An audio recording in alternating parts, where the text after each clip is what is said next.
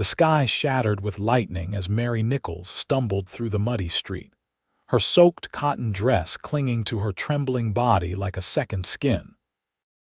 The night that had begun with harsh words and ended with the slamming of her family's front door now threatened to be her last, as the merciless April storm of 1874 showed no sign of relenting over the small town of Llano, Texas. Mary clutched her small bundle of hastily gathered possessions to her chest, her fingers numb from the cold.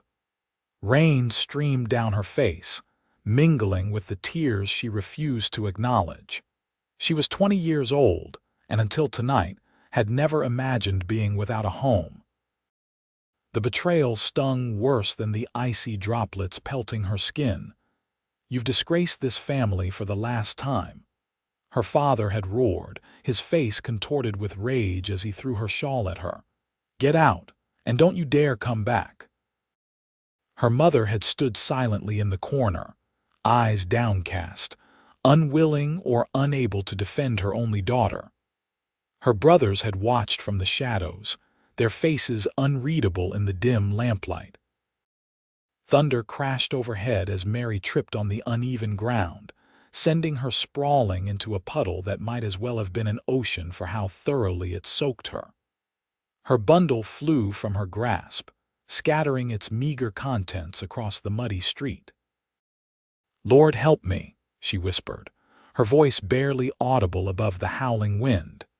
She reached for her belongings, fingers scrambling in the mud for the small brooch that had belonged to her grandmother, the only item of value she possessed.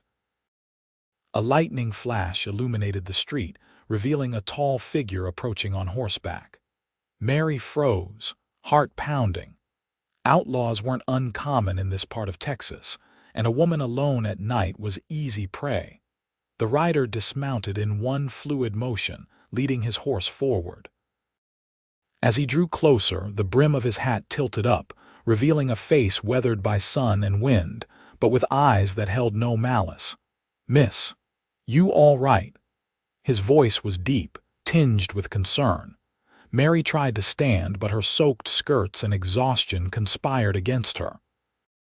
"I'm fine," she lied, dignity the only possession she had left intact. The stranger crouched beside her, helping gather her scattered belongings. His hands were calloused but gentle as he retrieved her brooch from the mud and carefully wiped it clean on his sleeve. "You're shaking something fierce," he observed, handing her the brooch. "Nobody should be out in weather like this." Another crash of thunder emphasized his point, making Mary flinch. "I don't have much choice in the matter," she admitted, her voice breaking. The man studied her for a long moment before coming to a decision. He removed his duster and draped it over her shoulders. The warmth of it, still carrying the heat of his body, was almost enough to make Mary weep with gratitude. "Name's Adam Grayson," he said, offering her his hand. "Got a place not far from here. Come inside. You can dry off, at least until the storm passes." Mary hesitated, years of warnings about strange men warring with her desperate situation. But there was something trustworthy in his steady gaze, something honorable in the way he kept a respectful distance despite his offer. "Mary Nichols," she replied, accepting his help to stand. "I'm much obliged for your kindness, Mr. Grayson." Adam nodded, gathering her scattered belongings with efficiency. "Can you ride?" he asked, nodding toward his horse, a magnificent chestnut stallion that stood patiently in the rain. "Yes," Mary said, remembering summers spent riding at her uncle's ranch before he passed away. Before everything changed, Adam helped her mount, then swung up behind her, maintaining a proper distance while still offering support. "Hold on," he instructed, spurring the horse into motion. They rode through the storm, the rain gradually easing as they left town behind. Mary found herself relaxing incrementally against the solid presence behind her, too exhausted to maintain her rigid posture. Almost there, Adam said after what seemed like hours but was likely only 20 minutes. Through the lessening downpour, Mary could make out the silhouette of a modest but sturdy-looking ranch house. A lamp burned in the window, a beacon of warmth in the wild night. Adam dismounted first, then helped Mary down with hands that were strong and sure. He led his horse to a small stable attached to the house, gesturing for Mary to follow him inside. "Home sweet home," he said without irony as he opened the door. "It ain't much, but it's dry." The interior was simple but clean, with a stone fireplace where embers still glowed. A rough-hewn table with 2 chairs occupied one corner, while a bed with a patchwork quilt stood against the far wall. A curtained-off area suggested another small room or storage space. "Let me get that fire going proper," Adam said, hanging his hat on a peg by the door. He moved to the fireplace, adding logs and stoking the flames until they crackled merrily, casting dancing shadows across the plank floor. Mary stood awkwardly, dripping on his floor, still clutching her bundle. "I don't want to impose," she began. "It's no imposition," Adam replied, straightening. "Couldn't leave you out there. My ma would rise from her grave and tan my hide if I did such a thing." He crossed to a trunk and withdrew a folded shirt and trousers. "These'll be too big, but they're dry. You can change behind that curtain. I'll make some coffee." Mary accepted the clothes gratefully and retreated behind the curtain. The space contained a washstand with a basin and pitcher, and a small chest of drawers. She peeled off her sodden dress and undergarments, using a towel hanging nearby to dry herself as best she could before donning Adam's offered clothing. The shirt hung to her knees, and she had to roll the trousers up several times, but the dry fabric against her skin was heavenly. She wrapped her wet hair in the towel and emerged, feeling both better and more vulnerable in her strange attire. Adam had his back to her, busy at the small iron stove. The smell of coffee filled the cabin, making Mary realize how cold and hungry she was. "Feel better?" he asked without turning. "Much, thank you," Mary replied. She moved to the fire, drawn by its warmth. "I can't tell you how much I appreciate your kindness, Mr. Grayson." "Adam," he corrected, finally turning to face her. He paused, something flickering in his expression before he schooled it back to polite neutrality. "You can call me Adam." He was younger than she'd initially thought, perhaps late 20s, with sun-streaked brown hair and eyes the color of whiskey. A scar ran along his jawline, and his nose looked as though it had been broken at least once, but these imperfections only added character to a face that was handsome in a rugged, unpolished way. "Adam," Mary echoed, finding the name suited him. He poured coffee into 2 tin mugs and brought one to her, along with a blanket he draped around her shoulders. "You hungry? Got some stew I can heat up." Mary wanted to refuse, to maintain some semblance of propriety, but her stomach betrayed her with an audible growl. Adam smiled, the first real smile she'd seen from him, and returned to the stove without waiting for her answer. As he worked, Mary took stock of her situation. She was alone in a stranger's home, wearing his clothes, miles from town. It should have terrified her, yet she felt safer than she had in months. The realization was both comforting and disturbing. "If you don't mind my asking," Adam said, returning with 2 bowls of stew, "what were you doing out in that storm?" Mary accepted the bowl, inhaling the savory aroma. "My family and I had a disagreement," she said carefully. Adam settled in the chair across from her, his expression neutral but attentive. "Must have been some disagreement." Mary took a spoonful of stew, buying time. The food was simple but delicious: venison and potatoes in a rich broth. "My father has certain expectations for my future," she finally said. "I failed to meet them." Adam nodded thoughtfully.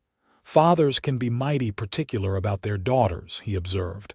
Still seems harsh to turn you out in weather like this. He's not. Mary paused, searching for the right words. He's not been himself since my mother died last winter. The drought's been hard on the farm, and then there was trouble with some cattle rustlers. The Johnson gang? Adam asked, his expression darkening. Mary nodded. You know of them? Every rancher in 3 counties knows of them, Adam said grimly. They've been getting bolder. Lightning flashed outside, followed by a distant rumble of thunder. The storm was moving away, but the rain continued to drum steadily on the roof. You're welcome to stay the night, Adam said, gesturing to the bed. I'll take the chair. Tomorrow, if you want, I can take you back to town. The thought of returning to Lano filled Mary with dread. I'm not sure I have anywhere to go in town, she admitted. My father was quite clear about my not returning. Adam's brows furrowed. You got other family, an aunt in Austin, Mary said, but it's a long journey and I have little money.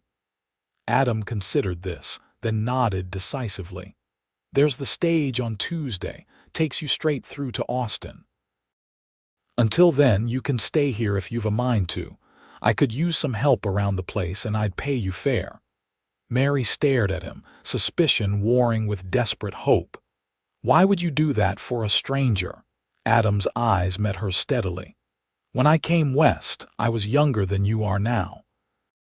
Got robbed my first week. Would have died if an old trapper hadn't taken me in, taught me how to survive. Sometimes a person needs a helping hand.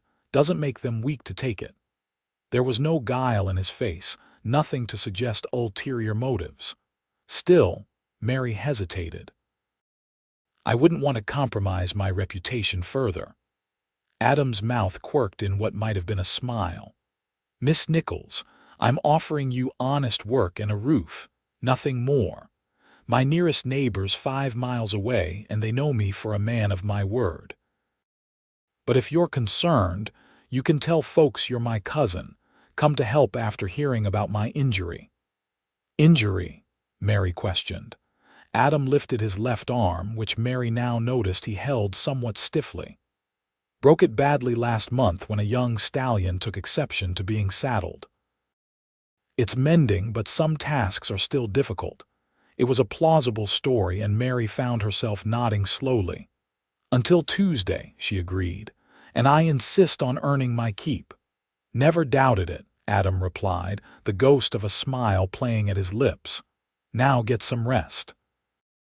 Morning comes early on a ranch, rain or shine. Mary slept better than she had in months, despite the unfamiliar surroundings.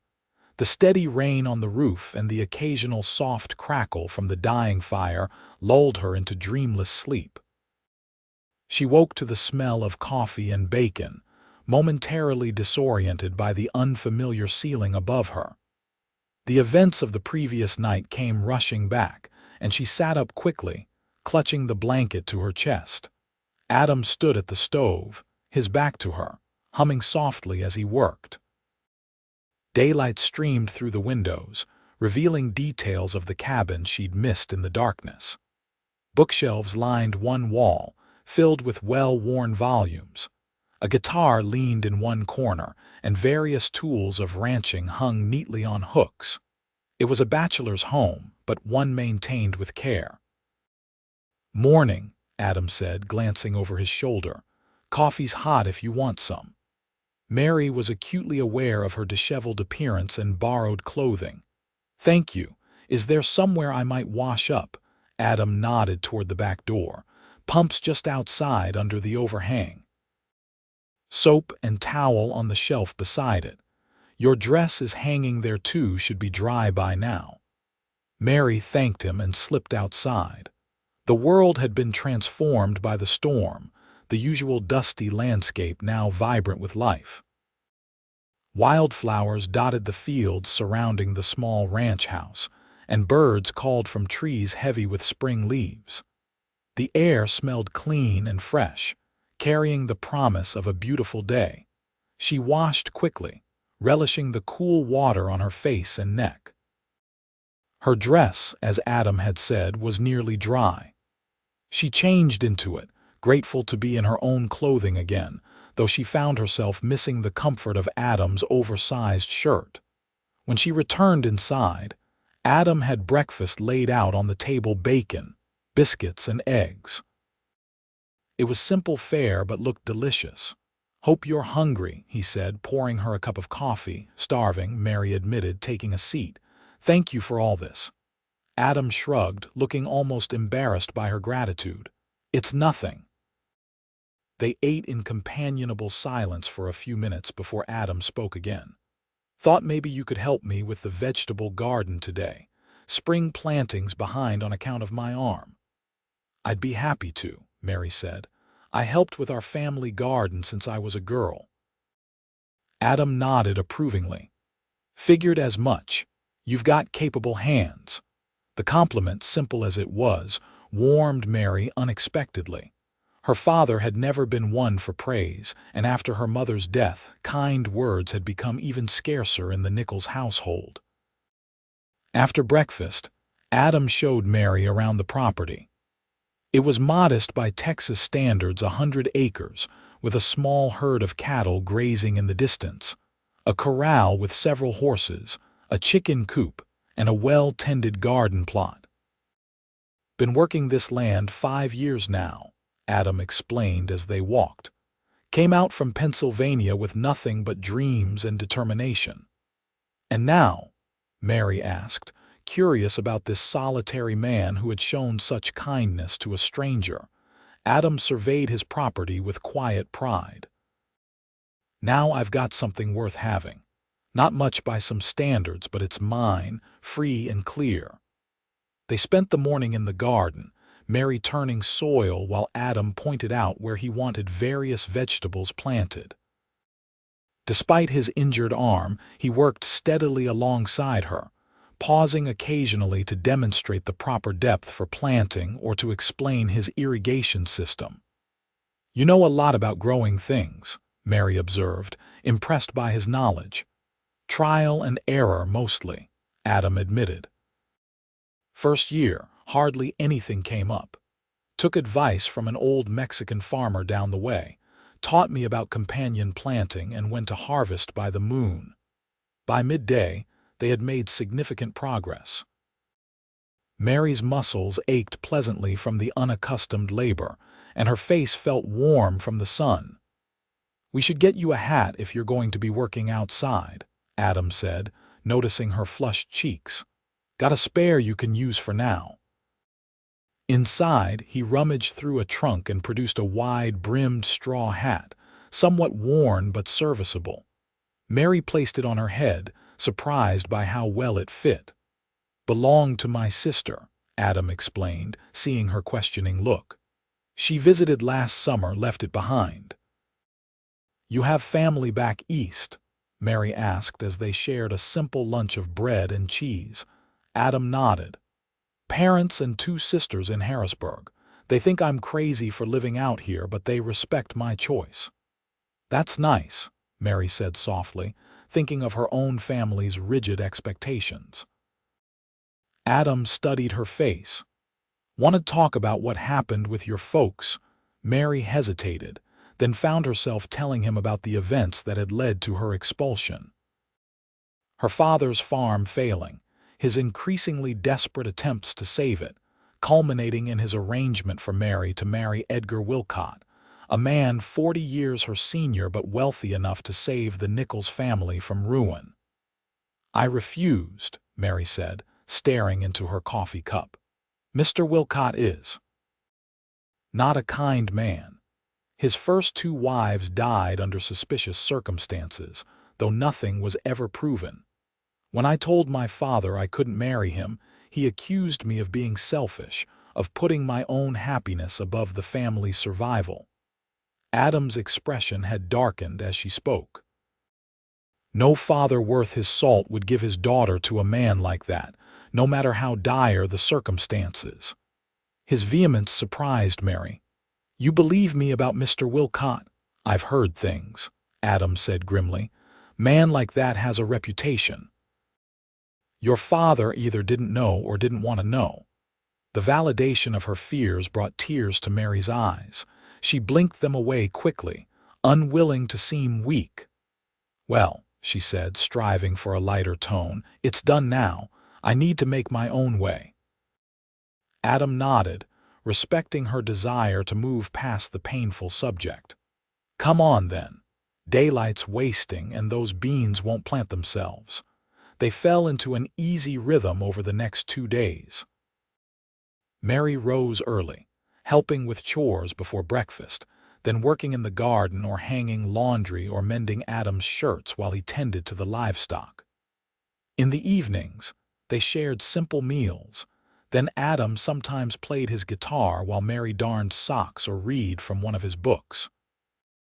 It was a peaceful existence, far removed from the tension that had permeated her father's house in recent months. Mary found herself smiling more, laughing at Adam's dry humor, enjoying the simple pleasure of work well done. On the third morning, Mary woke to the sound of raised voices outside. She dressed quickly and peered out the window to see Adam confronting 3 men on horseback. Even from a distance, she could tell the conversation was heated. Mary slipped outside, staying close to the house. As she drew nearer, she could hear snippets of the conversation. "Told you before, Johnson, I'm not interested in selling," Adam was saying, his voice level but with an undercurrent of steel. The man he addressed, a burly figure with a shock of red hair visible beneath his hat, leaned forward in his saddle. "And I told you, Grayson, things have changed. Mills is selling out to the railroad. Once those tracks go in, your little patch of dirt here won't be worth spit unless you have access to the water rights I control." "Funny thing about those water rights," Adam replied coolly. "Judge Turner seems mighty interested in how you acquired them." "Something about forged documents." The man Johnson flushed angrily. "You're making a mistake, Grayson. Smart man would take the offer while it's still open." "Then I guess I'm not smart," Adam said. "Now, if you gentlemen will excuse me, I've got work to do."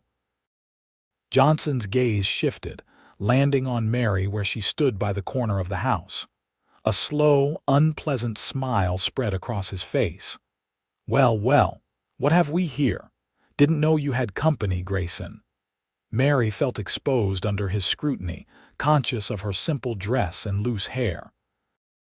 Adam moved slightly, positioning himself between Mary and the mounted men.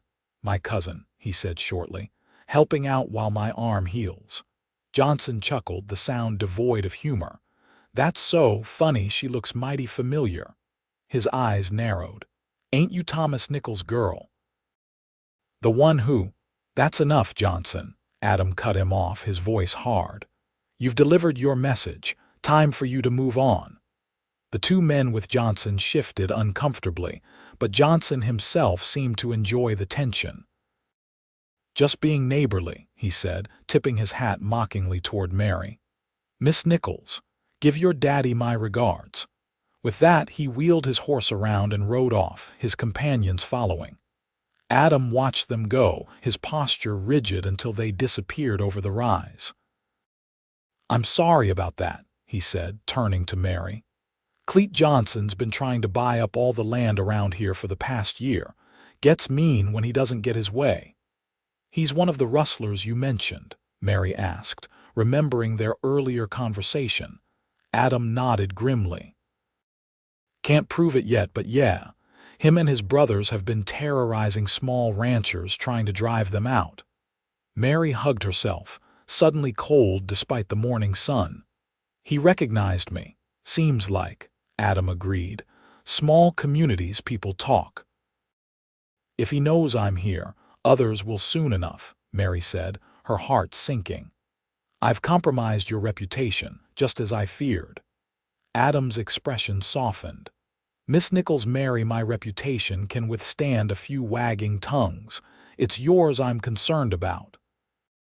The care in his voice touched Mary deeply. She had known this man less than a week, yet he showed more concern for her welfare than her own family had in months. "Perhaps I should leave today," rather than waiting for tomorrow's stage, she suggested reluctantly.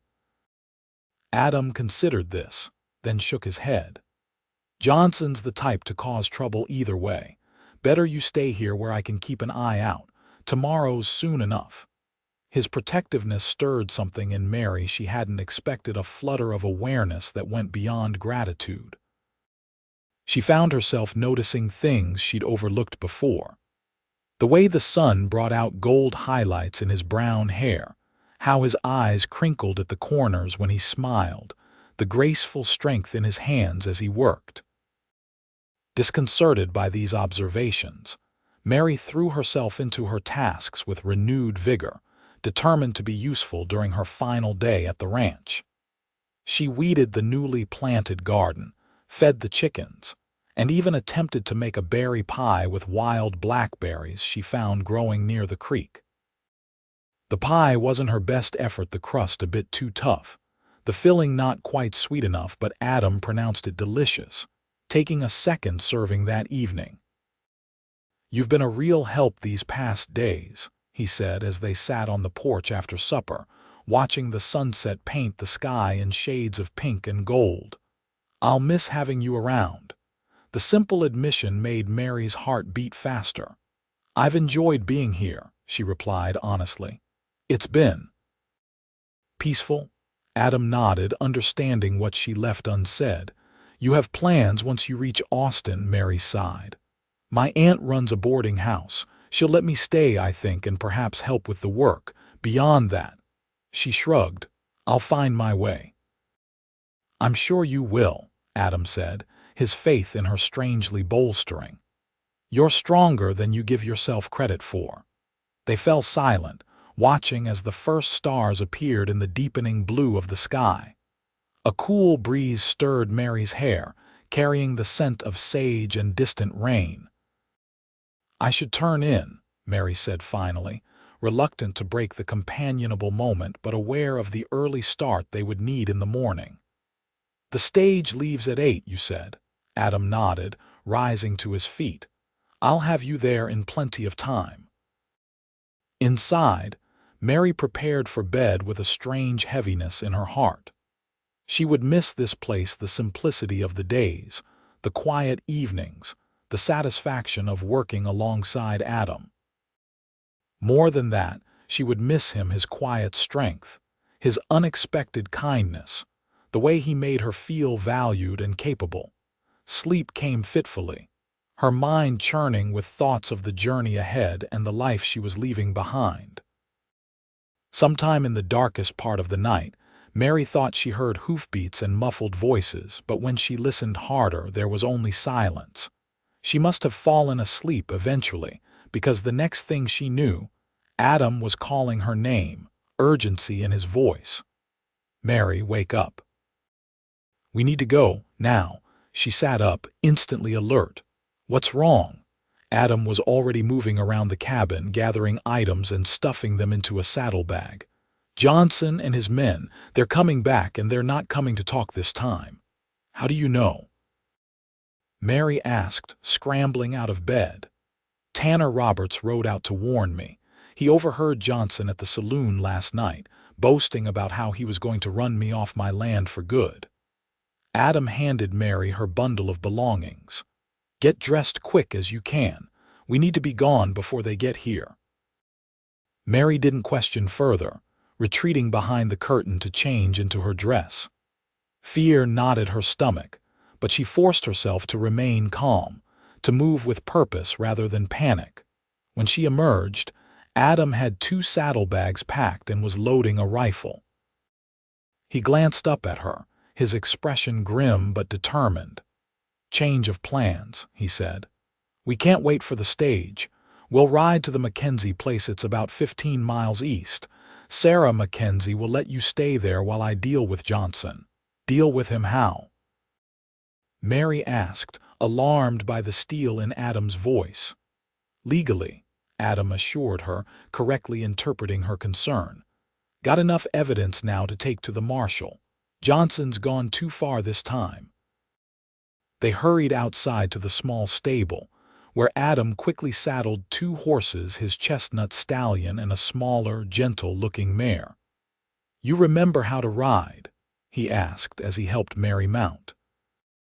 "Yes," she assured him, gathering the reins with confidence born from years of riding at her uncle's ranch. "I can manage." Adam swung up onto his own horse, wincing slightly as the motion jarred his healing arm.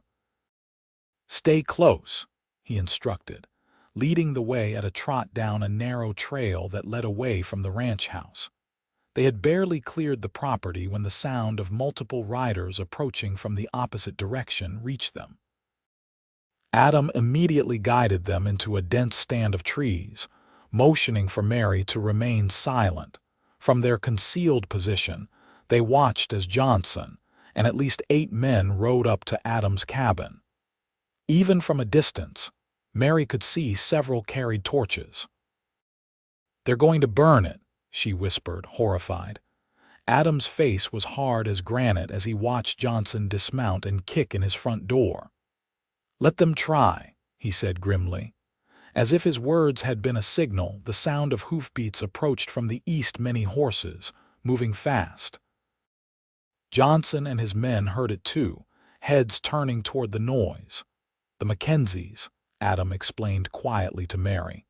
"Tanner must have alerted them too." Sure enough, 6 riders appeared, rifles ready. Mary recognized Bill Mackenzie, whose family owned the largest ranch in the area, and his sons. They surrounded Johnson's group, outnumbered but clearly unintimidated. "That's far enough, Johnson," Bill Mackenzie's voice carried clearly in the morning air. "Marshall's on his way from Lano. Reckon you boys might want to be elsewhere when he arrives." Johnson's face contorted with rage. "This ain't your business, Mackenzie." "Made it my business when you threatened to burn out my neighbor," Mackenzie replied evenly. "Now you can ride away peaceful-like, or you can try your luck against men who ain't afraid of you. Your choice." For a tense moment, Mary thought Johnson would choose violence.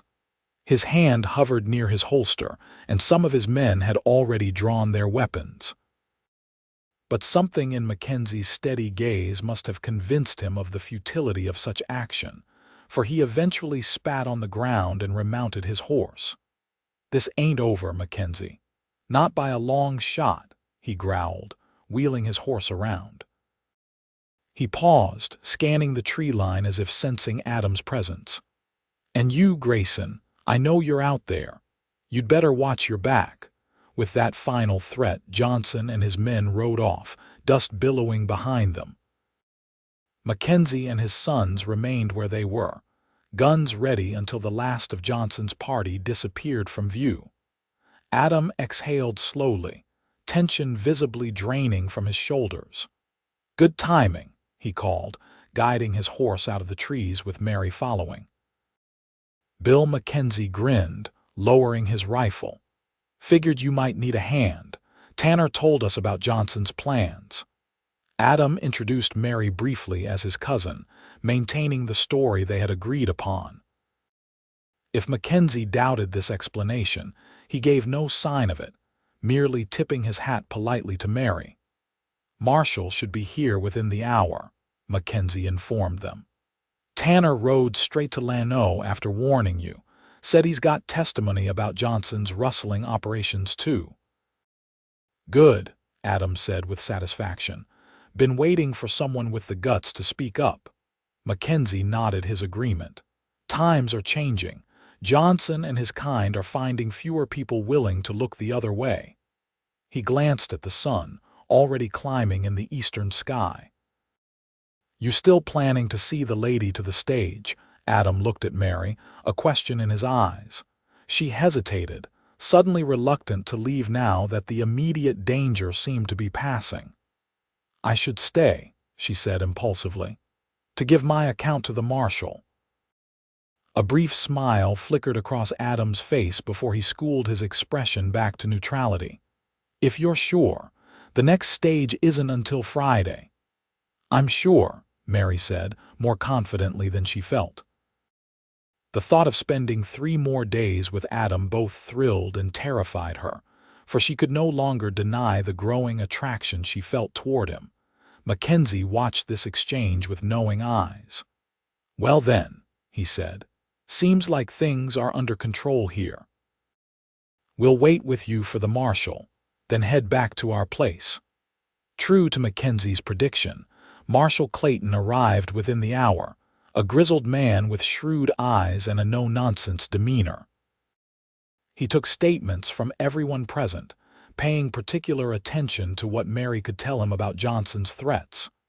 "You're Thomas Nichols' daughter?" he asked, recognition dawning as Mary gave her full name. "Yes, sir," she admitted, bracing for judgment. The marshal merely nodded thoughtfully. "Heard about your situation. Wilcott came by the office yesterday claiming you'd been kidnapped," he snorted derisively. "Never did trust that snake." Mary's blood ran cold. "Edgar Wilcott is in Lano," the marshal corrected.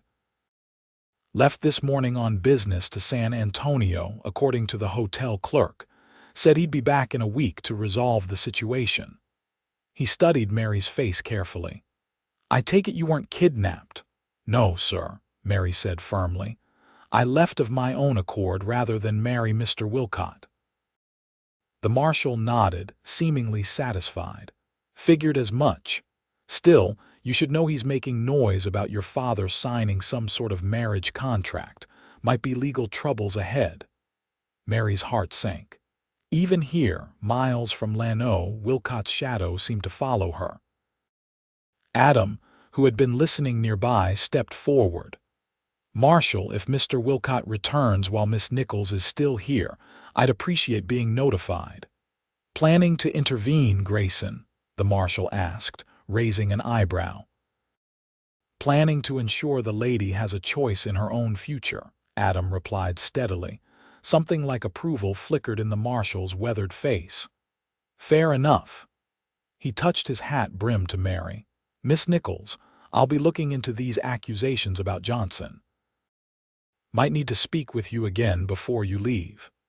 After the marshal and the Mackenzies departed, promising to keep an eye out for Johnson's return, Mary and Adam were left alone once more. An awkward silence fell between them, heavy with unspoken thoughts. "I should check if they damaged anything," Adam said finally, moving toward the cabin. Mary followed, relieved to have a task to focus on. "I'll help." The cabin was largely untouched, save for the broken door that hung askew on its hinges. Adam examined it with a critical eye. "Need to replace the top hinge. Got the parts in the storage shed." They spent the morning repairing the door, working side by side in a silence that gradually relaxed into its usual companionable state. By noon, the door was rehung, swinging smoothly on its new hinge. "You're handy with tools," Adam observed as Mary returned his hammer to its proper place on the wall. "My uncle taught me," Mary explained. "He believed girls should know how to use tools just as well as boys." "Sounds like a sensible man," Adam said, approval warming his voice. "He was," Mary agreed, a familiar sadness touching her at the memory of her mother's brother who had been more of a father to her than her own. "He died 3 years ago. Influenza." Adam nodded in understanding. "Lost my ma the same way. Hard thing, watching someone strong just fade away." The shared grief created a new bond between them, an understanding that went beyond words. Mary found herself watching Adam throughout the day, noticing the quiet competence with which he approached every task, the gentleness he showed to animals, the respect with which he treated her opinions and suggestions.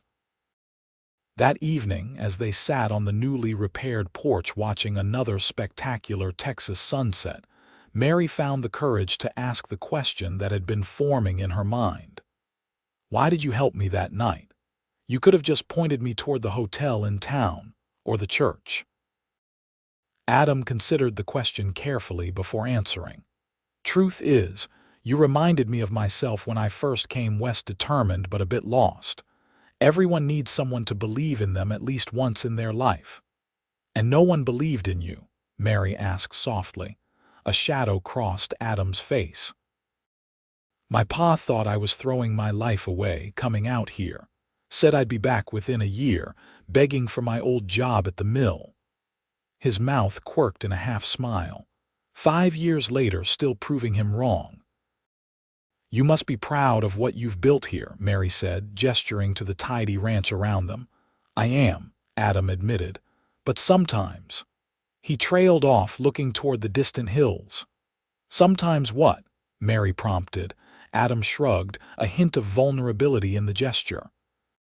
Sometimes it gets lonely, building something that no one else gets to see. The admission hung in the air between them, raw and honest. Mary found herself wanting to reach out, to bridge the gap that separated them, but uncertainty held her back. I think what you've built is wonderful, she said instead, her voice soft but sincere. Adam's eyes met hers, gratitude and something deeper shimmering in their amber depths. Thank you, Mary. The way he said her name like it was something precious sent a shiver through her that had nothing to do with the evening breeze. The next 2 days passed in a strange limbo of ordinary tasks and extraordinary awareness. Every accidental touch, every shared smile, every moment of unexpected laughter seemed magnified, charged with meaning neither of them was ready to acknowledge. Mary told herself it was gratitude she felt, or perhaps the natural consequence of shared danger. Adam had saved her, protected her, offered her safety when she most needed it. Of course she felt drawn to him, but in quiet moments she admitted the truth. What she felt for Adam Grayson went far beyond gratitude. She admired his integrity, his quiet strength, his kindness. She enjoyed his company, his dry humor, the passionate way he spoke about the land he loved. She was, against all reason and propriety, falling for this solitary cowboy who had opened his home and his life to her. On Thursday evening, their last night before Mary was to leave for Austin, Adam surprised her by bringing home a parcel from town. "Got you something," he said, almost shyly, placing the brown paper package on the table. Mary unwrapped it carefully to reveal a beautiful journal bound in soft leather, with a small pen and inkwell nestled beside it. "You mentioned wanting to write down your thoughts," Adam explained when Mary looked up at him questioningly. "Thought this might help in Austin and beyond." The thoughtfulness of the gift brought tears to Mary's eyes. "It's perfect," she whispered, running her fingers over the smooth leather. "Thank you." "There's something else," Adam said, his voice taking on a more serious tone. He reached into his pocket and withdrew an envelope. 2 months' wages. More than fair for the work you've done here." Mary stared at the envelope, conflicting emotions warring within her. The money would be invaluable in establishing herself in Austin, giving her options beyond immediate dependence on her aunt. But it also represented an ending payment for services rendered, a conclusion to their time together. "I can't accept this," she began. "You can and you will," Adam said firmly. "You earned it, and I won't sleep nights knowing I sent you off without means to make your own way." The sincerity in his voice silenced Mary's protests. She accepted the envelope with murmured thanks, trying to ignore the hollow feeling in her chest. They ate their final dinner together in a strange, strained atmosphere, both acutely aware of Mary's impending departure, yet neither willing to address what it meant for them. As they washed the dishes side by side, Adam finally broke the silence. "You don't have to go, you know." Mary's hand stilled in the wash basin, her heart suddenly pounding. "What do you mean?" Adam set down the plate he was drying, turning to face her fully. "I mean you could stay here, with me."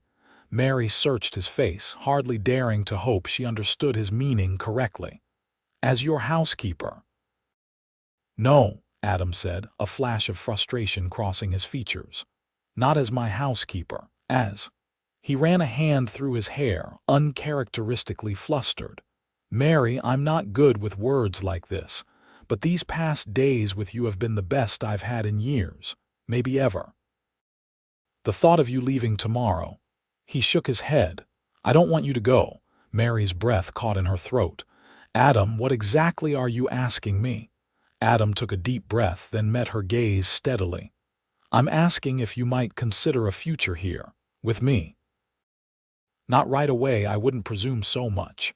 But in time, if your feelings grew to match mine. And what are your feelings? Mary asked, needing to hear the words. I think I'm falling in love with you, Adam said simply, the stark honesty of the admission taking Mary's breath away. I know it's too soon, and you have every right to think me presumptuous or foolish. But there it is. Mary stood frozen, overwhelmed by his declaration and her own tumultuous emotions. Part of her wanted to throw caution to the wind, to tell him she felt the same inexplicable connection, the same growing affection that might indeed be love. But another part, the practical, cautious part that had been shaped by recent betrayals, held her back. Adam, we've known each other less than a week. I know, he acknowledged. It sounds crazy when you put it like that, but I've lived long enough to recognize something real when I feel it. What if it's just the circumstances? Mary suggested gently. The danger we faced together, the isolation. Adam considered this, his honesty extending to self-reflection. Maybe that's part of it, he conceded. But Mary, I knew there was something special about you that first night, when you stood in the rain with your chin up, determined to maintain your dignity despite everything. The memory of that night, how vulnerable she had been, how kind he had been, brought a lump to Mary's throat. I don't know what to say, she admitted. Don't say anything now, Adam urged. Just think about it. Take the stage tomorrow if that's what you want. Go to Austin, stay with your aunt, see if that life fits you, but know that there's a place for you here if and when you want it. The offer, made without pressure or expectation, touched Mary deeply. This was what had drawn her to Adam from the beginning, his respect for her choices, his belief in her agency. I will think about it, she promised. Truly. Adam nodded, accepting her answer with grace. That's all I ask. Sleep eluded Mary that night. She lay awake, staring at the ceiling, turning Adam's words over and over in her mind. Was what she felt for him merely gratitude and attraction, or was it the beginning of something deeper? Could she really build a life here, so far from everything she had known? By dawn, she had reached no clear conclusion. She rose and dressed quietly, packing her few belongings into the small bundle she had arrived with, now supplemented by Adam's gift and the envelope of money. Adam was already up, preparing a simple breakfast. He greeted her with a smile that held no expectations, no pressure, just warmth and perhaps a touch of sadness. Sleep well? He asked, pouring her coffee. Not really, Mary admitted, accepting the cup gratefully. Adam nodded in understanding. Stage leaves at 8. We should head to town by 7:30 to be safe. They ate in silence, the weight of unspoken words hanging between them. Mary found herself memorizing details of the cabin, the way morning light slanted through the east window, the comforting creak of the floorboards, the faint smell of pine and leather that permeated everything. All too soon, it was time to leave. Adam saddled the horses, and they rode toward Lano in the crisp morning air. Mary found herself deliberately slowing her mare, wanting to prolong these final moments together. It's beautiful country, she observed as they crested a hill that offered a panoramic view of the surrounding landscape. The recent rains had transformed the typically arid terrain into a vibrant tapestry of wildflowers and green grass. Most beautiful in spring, Adam agreed, his eyes taking in the vista with evident love. Though each season has its own character. Summer brings the lightning storm spectacular to watch from the porch. Fall turns the cottonwoods along the creek to gold. And winter, he smiled. Winter brings quiet, time to read, to plan, to dream.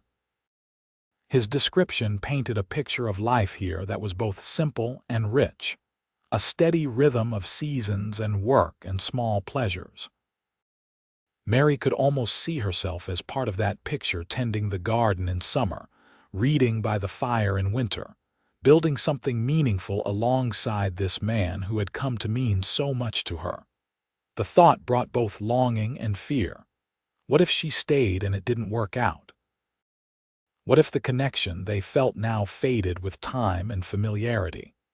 What if she was simply running from one situation into another, without truly finding her own path?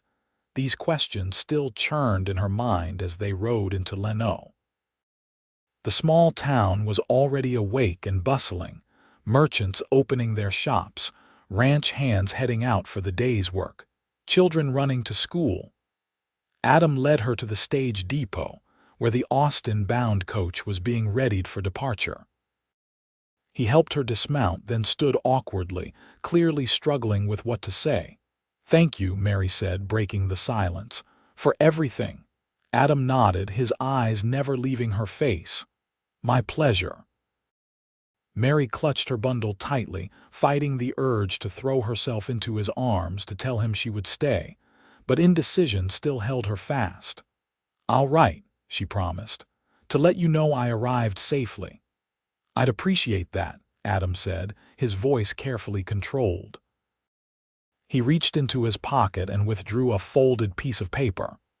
"My address, and directions to the ranch if you—" He left the sentence unfinished, the implication clear.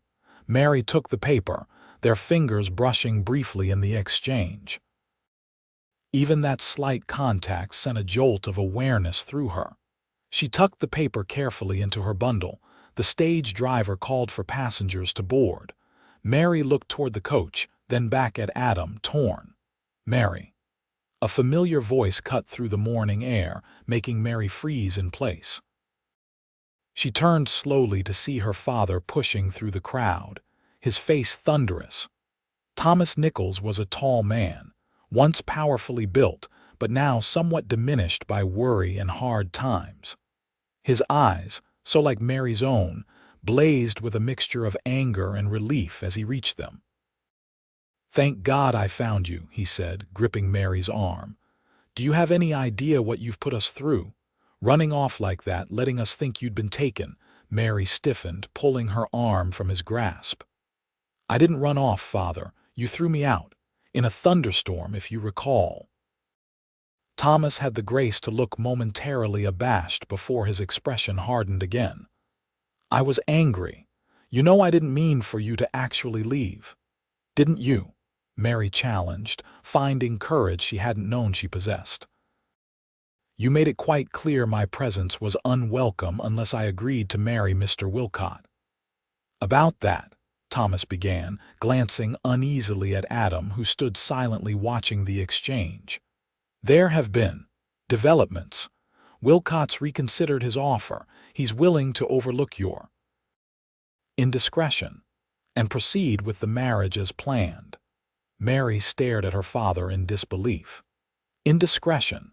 Is that what you call refusing to marry a man old enough to be my grandfather, a man rumored to have mistreated his previous wives?"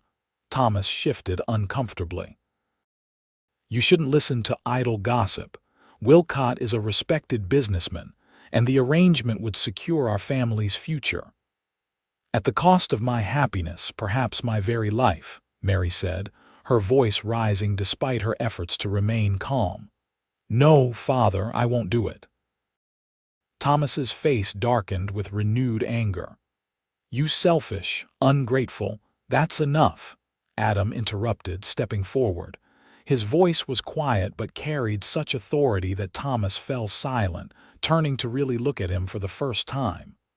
"Who the devil are you?" Thomas demanded. "Adam Grayson," Adam replied evenly.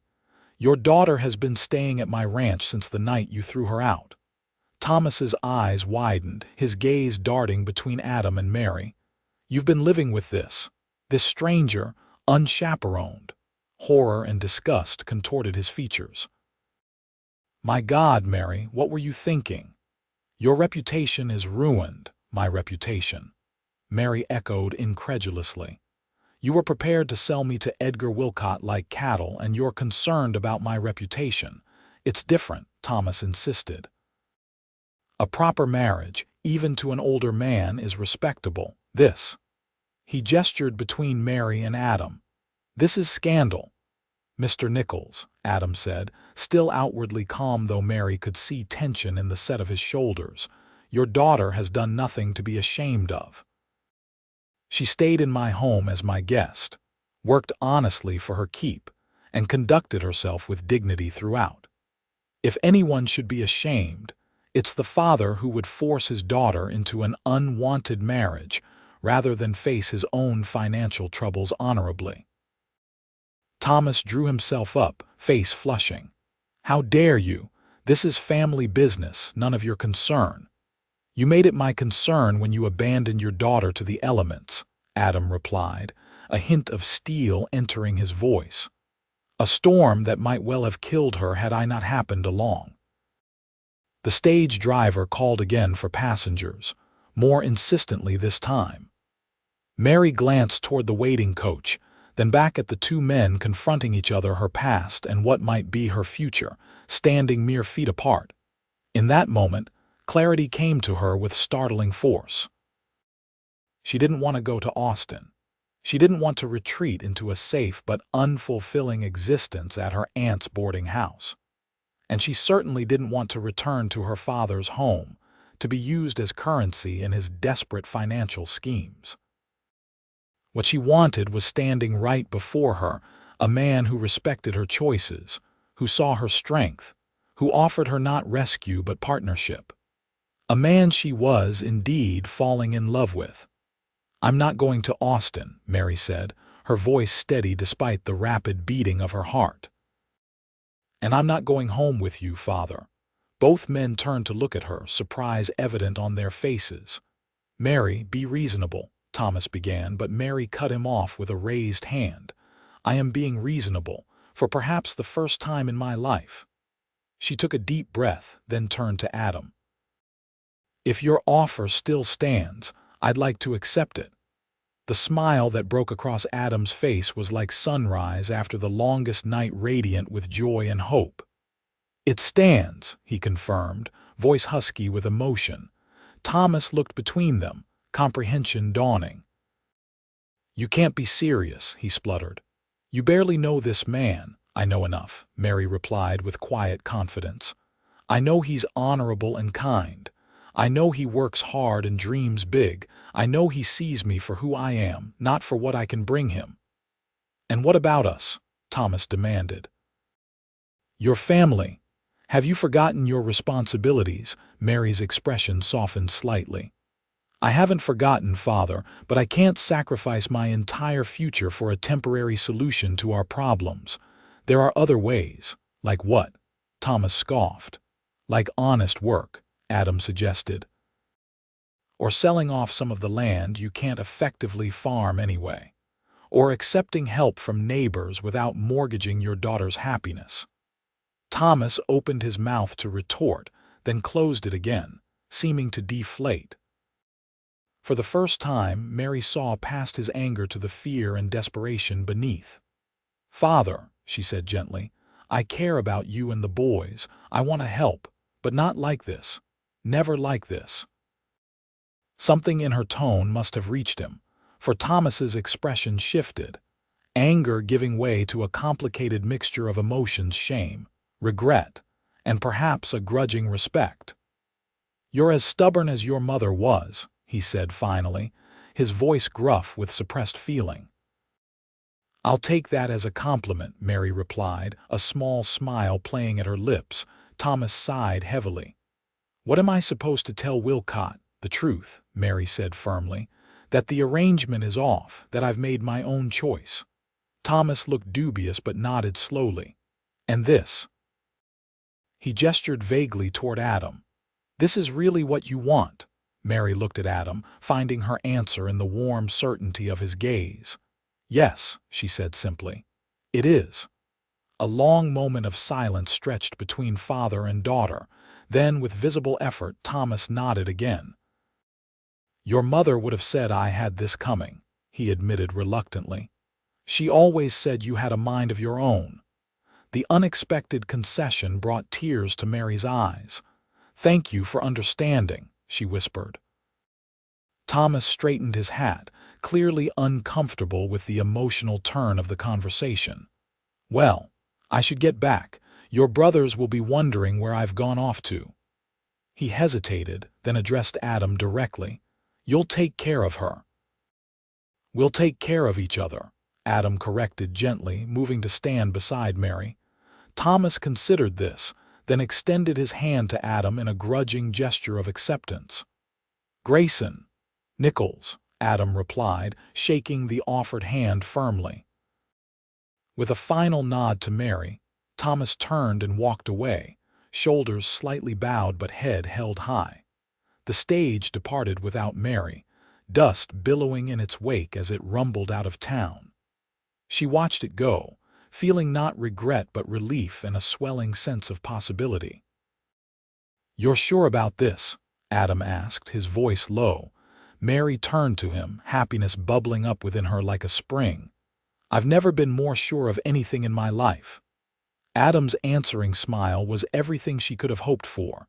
He took her hand, his touch gentle but sure. Then let's go home, Mary. Our home.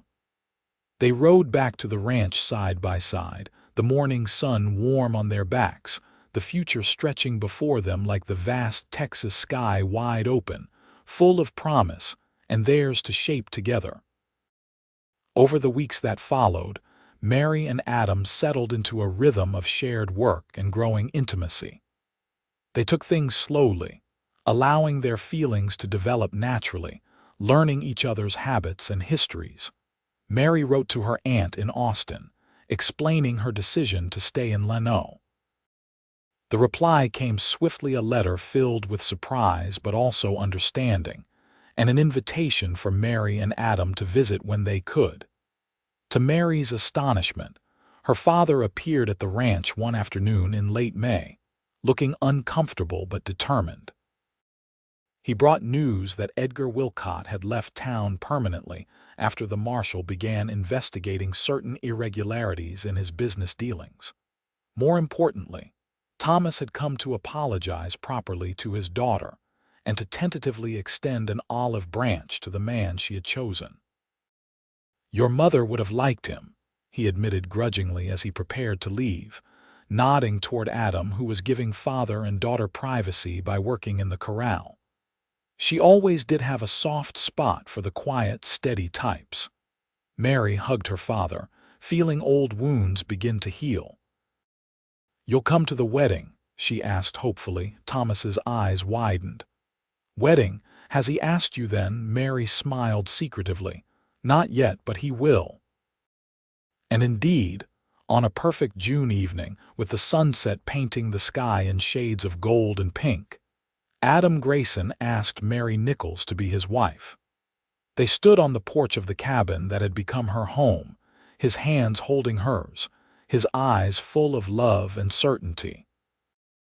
I know it hasn't been long, he began, but I've never been more sure of anything or anyone in my life. You're the first thing I think about when I wake up and the last thing before I sleep. You make this place feel truly like home. I love you, Mary Nichols, and I'd be honored if you'd agree to build a life with me as my wife. Mary's answer was immediate and joyful. Yes, she said simply, her heart too full for elaborate speeches. 1,000 times yes. They were married in September, when the first hint of autumn cooled the Texas air. The ceremony was held at the ranch, with Bill Mackenzie's wife organizing the decorations and neighbors contributing food and music.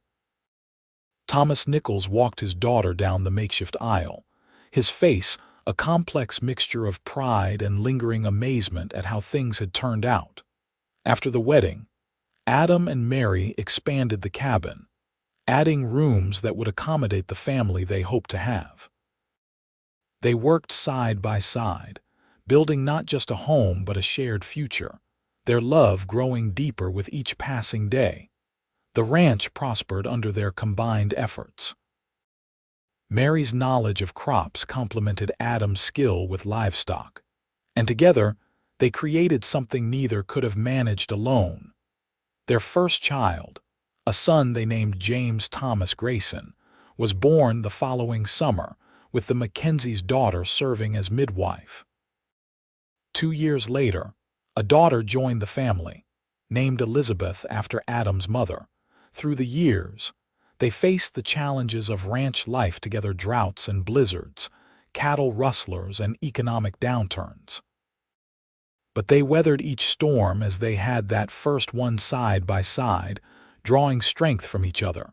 Sometimes, during thunderstorms, they would sit on the porch together, watching the lightning dance across the distant hills. Mary would lean against Adam's solid warmth, remembering that desperate night when he had found her soaked and lost, and had spoken the 2 simple words that changed her life forever: "Come inside." And she would smile, knowing that in finding shelter from that storm, she had also found her heart's true home.